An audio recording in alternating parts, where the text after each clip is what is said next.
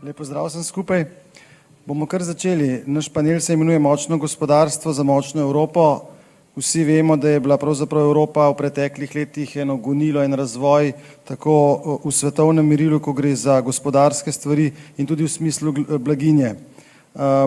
Spraševali se bomo v tem sklopu, kako zadržati ta razvoj v Evropski uniji, kako povečati konkurenčnost na svetovnem trgu, kako na nek način se zoperstaviti nizki rodnosti, ki nas pesti, in kako pravzaprav povečati še blaginjo. Teh izzivov se bomo pravzaprav lotili na en tak, upam, da način, ko boste vsi predstavili svoje izkušnje in ideje Nove Slovenije, kako te stvari rešiti. Vabim pa tudi vse vas, da se nam pridružite v razpravi tako, da na Mentimeter, ki smo ga že prej uporabljali, svoje vprašanja posredujete in se bomo potrudili, da bi v okviru razprave na nje odgovorili.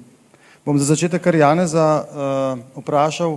Srednji sloj je nek najbolj propulziven del družbe. Zadnja leta smo mu tudi v Sloveniji na nek način z davki in drugimi stvarmi nenaklonjeni. Kako to spremeniti? Kaj storiti, da bomo srednjemu sloju dali več glasu, več moči? Ja, hvala Aleš, lep pozdrav vsem. Lepo vas je videti. Ja, srednji sloj je tisti, ki pravzaprav žene naprej državo in tudi Evropo. Evropa pač v svojem konceptu družbe, gospodarstva, celotnega ustroja temelji na blaginji srednjega razreda. Zdaj, to je tudi dvorezni meč, ne? To je hkrati priložnost pa past. In Evropa se je, kot smo zapisali v svojem evropskem programu, ko ga boste prelistali, tisti, ki ga še niste, boste videli, da smo zelo dobro naredili analizo, pa Matej je zelo dobro v svojem govoru to razdelal. Evropa se je v zadnjem, mogoče ne samo enem, ampak 3 desetletji ujela v past. Začela je se preveč obešati z birokracijo, s predpisi, z raznimi drugimi zahtevami in tudi s finančnim bremenom na ta srednji sloj. Nasedla je, če uporabim Matejeve besede, levičarski ideologiji. In ko ti začneš izčrpavati konja, ki vleče, najprej sicer še bolj potegne, se odzove, bi rekel, kontra, ampak to se v enem trenutku neha. In nazaj moramo jeti, ne zdaj, da bi ohranili konkurenčnost pa to moč srednjega sloja, mimo moramo vrniti to moč. In se mi zdi, da ta ekipa, v kateri sodelujem, ekipa Nove Slovenije, v bistvu ima že kar nekaj izkušenj, že od daljnega leta, recimo 91, ne? In zdaj od leta 2000, ko je Nova Slovenija. Mi moramo pustiti srednji sloj, predvsem v tem delu, ko so recimo to samostojni podjetniki, manjša podjetja in tako naprej, da čim bolj svobodno ustvarja in udejanja svoje poslovne ideje, na drugi strani pa moramo, mi smo za socialno tržno gospodarstvo, limitirati in postaviti jasna pravila in regulative ta velikim igralcem. Hkrati pa biti toliko privlačni, da se bojo vseeno odločali, da bojo ustanavljali ali pa prestavljali sedeže podjetij v Evropo. Zdaj pa imamo pa še en izziv. V Evropi, predvsem severni del, zahodni del, je ta srednji sloj že v taki blaginji, da nam pada število rojstev. Demografska slika je obupno slaba, ponekod res katastrofalna in Evropa na tak način, bi rekel, bi lahko kmalu izumrla. Kot oče 4 otrok vam lahko povem, pa mnogi tukaj to izkušate. Pripadnik ali pripadnica srednjega sloja v Evropi je v velikih dilemah. Vedno slabo vestjo. Recimo se bom osredotočil na ženske, čeprav nisem jaz kompetenten, da govorim o njih, ampak moja izkušnja, tudi kot ministra za delo, pa družino, pa trg dela. Vedno so razpete recimo ženske v Evropi med delom in družino. Rade bi delale, to jim daje Evropa, to čudovito možnost, edinstveno na svetu. Rade bi delale, rade bi se udejanile tudi v poklicu, ampak hkrati bi rade bile matere. In zdaj večno hodiš slabo vestjo okrog. Če se bom odločila za družino, bom zanemarila svojo kariero, pa se ne bi rade odrekla. Če se bom posvetila karieri, bom zanemarila družino, ne morem se odločiti za otroke. In žal, ob tej levičarski ideologiji, ki to izključuje, so se velikokrat v zadnjih desetletjih odločale raje malo več za kariero, malo manj za družino. V Sloveniji še posebej, morda druge ne. Mi moramo in znamo poskrbeti za to, da se bo lahko družina in delo in kariera združila pri moških, pri ženskah in da bomo lahko spodbudili ljudi, da zaživijo v polnosti obe svoji, lahko rečem, krili svojega življenja. Spodbude za usklajevanje poklicnega družinskega življenja, spodbude za varstvo otrok in podobno, da podpremo ljudi v tem, kar si najbolj želijo. In oboje si želijo, družino in kariero. Mojca, mogoče da nadaljujeva tukaj naprej od Janezovega nagovora. V Evropi se trudimo, da nihče ne ostane sam. To pomeni, da na eni strani seveda se ljudi poskušamo motivirati, da vsak zagotovi vsak zase svoj obstoj, hkrati pa tisti, ki ne zmorejo, ne smejo ostati sami. Kako zagotoviti, da bomo kljub, bi rekel, težavam, ki jih imamo, zagotovili dovolj blaginje oziroma socialne pomoči za tiste, ki ne zmorejo? Hvala in lep pozdrav vsem. Mi smo danes predstavili ta naš program, v katerega smo resnično vključili ukrepe za ljudi, ki temeljijo na naših izkušnjah in pa tudi na tem, kar ste nam vi povedali na terenu. Jaz tudi večkrat ponovim citat, ki smo ga že videli od Roberta Schumana, da Evropa ne bo zgrajena kar tako z paličico, kot bi mogoče nas kdo želel prepričati, ampak da bo temeljila na korakih solidarnosti. In to je tisto tkivo, ki povezuje Evropo. Seveda pa ga ne smemo izkoriščati, ker tudi nikoli ni bilo mišljeno tako. In če pomislimo na solidarnost, lahko nas pretrese dejstvo, da enega od 3 Slovencev skrbi situacija v zdravstvu. Pa nam bodo rekli, pa kaj, saj zdravstvo ni kompetenca Evropske unije. To je nacionalna kompetenca. In potem nas želijo prepričati, da je pri nas pač tako vse v najlepšem redu, ker se drugače niti ne da urediti. Ne, ni res. Mi smo v našem programu predlagali tudi ukrepe na področju zdravstva, na področju zdravja, kjer želimo, da se tiste težave, ki so čezmejne, ki zadevajo vse države, rešujejo na evropski ravni. Zato želimo ukrepiti skrb za duševno zdravje, ki se je poslabšalo tudi v Sloveniji. Potem se želimo boriti proti korupciji v nabavah, pri nabavah v zdravstvu in predlagamo skupne nabave na evropski ali čezmejni ravni in pa želimo ukrepiti tudi možnost čezmejnega koriščenja storitev, kar je sicer že dostopno, ampak v praksi zelo težko dosegljivo.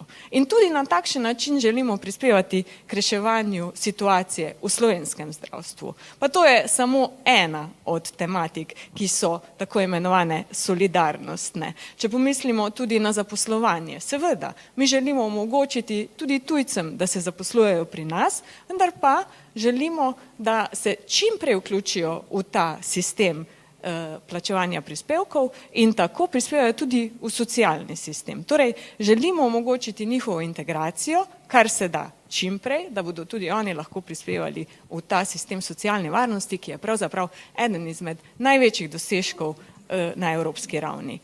Pokojnine, vemo, eden od 3 4 slovenskih upokojencev mora shajati s pokojnino pod pragom revščine. To je žalostno. Slovenske pokojnine so med 10 najnižjimi primerjalno v Evropi. Naša soseda Avstrija pa denimo med prvimi 3 po višini. Zakaj je tako?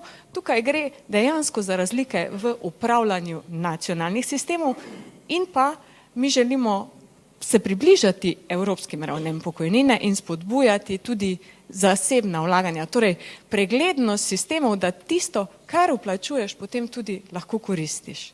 In še situacija mladih. Vemo, stanovanja so tisti problem, ki enega od 3 najbolj skrbi. Mi, ko smo vodili Ministrstvo za delo, smo zagnali evropske projekte in zgradili ali načrtovali nove namestitve za starejše, kar je bilo prej nemogoče. Na takšen način želimo pomagati tudi pri gradnji stanovanj. Vse to izhaja iz našega programa, ki ga bo zagovarjal tisti ali ki ga bodo zagovarjali tisti poslanci, ki bodo predstavljali Novo Slovenijo v Evropskem parlamentu. Pomeni, da mora se ukrepiti tudi vez med državo in Evropsko unijo. To je mogoče samo z znanjem, izkušnjami in konkretnimi ukrepi, ki smo jih predlagali danes in ki upam, da jih boste podprli.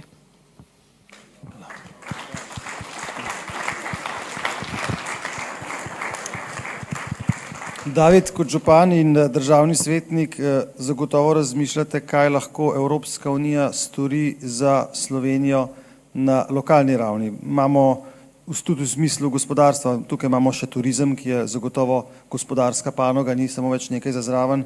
S kakšnimi ukrepi bi se lahko Evropa po vaši oceni najbolje približala lokalnim skupnostim, občinam v našem primeru? Najlepša hvala za vprašanje. Pa dovolite mi, da se najprej vrnem na moje predhodnike. Mislim, da je jasno, da in skupaj ugotavljamo, da je Evropa v bistvu bolj papeška od papeža v marsikaterem primeru. In na kar smo lahko ponosni, s tem zahtevamo višjo kakovost, boljšo storilnost, ampak v ključnih trenutkih, kot smo danes, kot se je zgodilo danes, kjer gre za hiter razvoj, hitro se moramo prilagajati novim sodobnim trendom, pa je lahko tudi težava. In Evropa ne more biti v nekonkurenčnem položaju v primerjavi z Kitajsko, Ameriko ali z drugimi.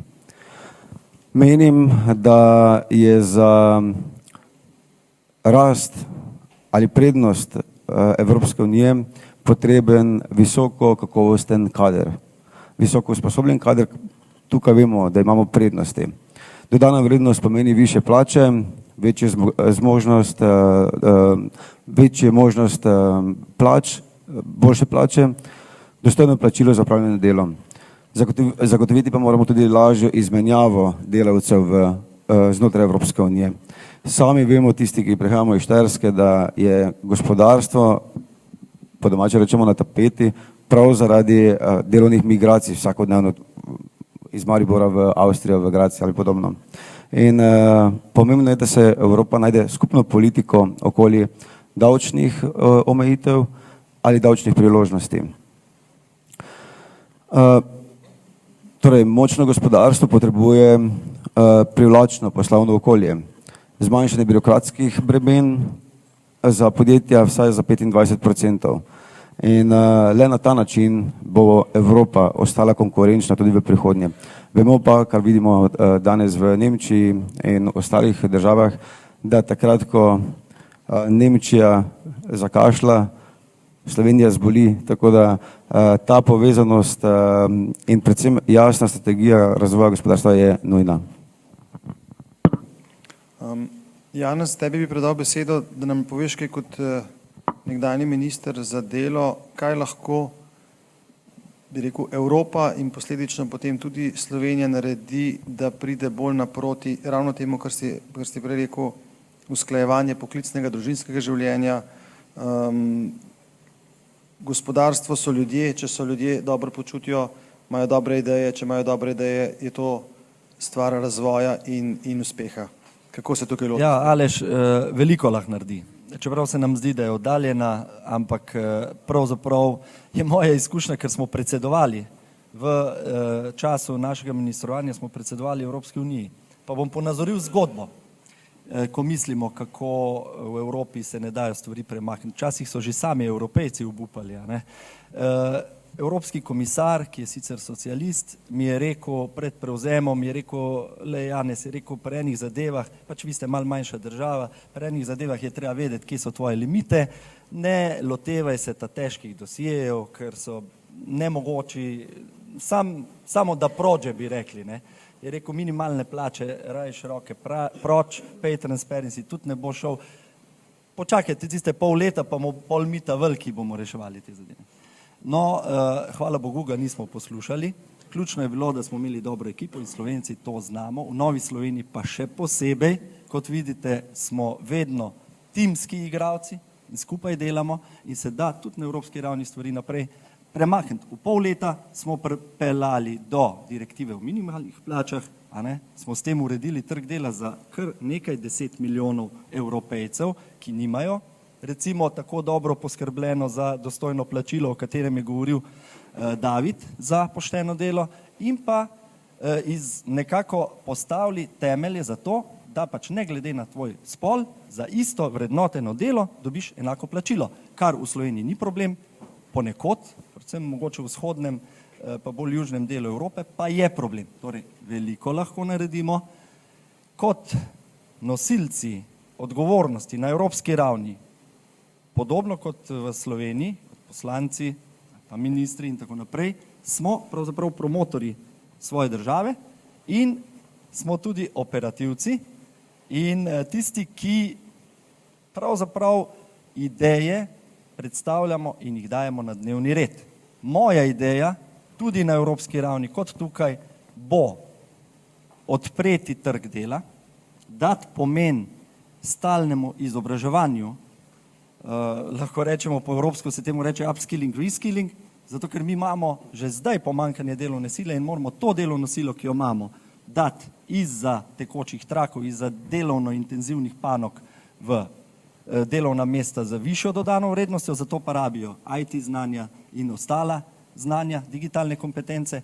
To moramo narediti, poskrbeti moramo za to, da bojo lahko vsi očetje in mame usklajevali poklicno in družinsko življenje, da se bojo tudi odločali za otroke in hkrati gradili svojo kariero in pravzaprav, kot smo rekli v našem programu, majhna podjetja, srednja podjetja, pustimo jih s čim manj regulative, s čim nižjimi davki, tudi gospodinjstva obremenjujemo s čim manj birokracije in čim več e-storitvami, da se bo dal stvari delati nadaljavo, večjim podjetjem pa dajmo jasna pravila, ki naj bojo tudi stabilna, zato da se bojo odločali pa prihajali v Evropo s svojimi sedeži in svojo dejavnostjo.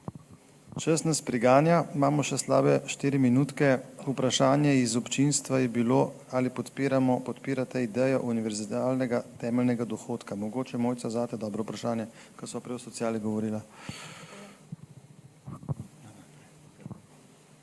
Ja, s tem univerzalnim temeljnim dohodkom smo se nekaj ukvarjali tudi že v času, ko smo vodili Ministrstvo za delo. Mi smo takrat rekli, da nismo proti temu, vendar pa niso razmere zrele. Poglejte, mi z minimalnim dohodkom, torej z tem socialnim dohodkom, do katerega je pravzaprav upravičen vsakdo v Sloveniji in pa tudi v Evropski uniji, čeprav v različnih višinah, prihajamo že nekje na poti do tega. Tako da iz tega vidika ne moremo kot krščanski demokrati zagovarjati, da človek ostane brez popolnoma sredstev za preživetje.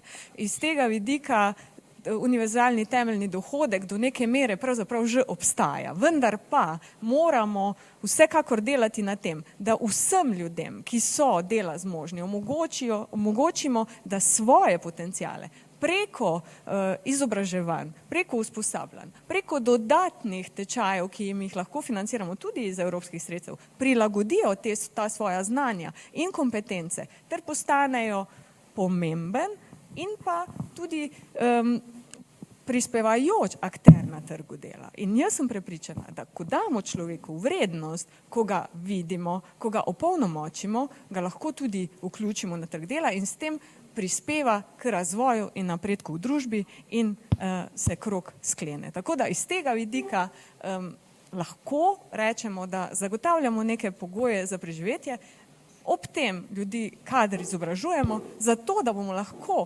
garantirali močno gospodarstvo in s tem zopet čim več prispevkov v socialo in seveda s tem omogočili blaginjo na evropski ravni. Če smem samo en kratek dostavek, ker je to pomembno vprašanje in levičari vam bojo rekli, da smo mi nesocialni.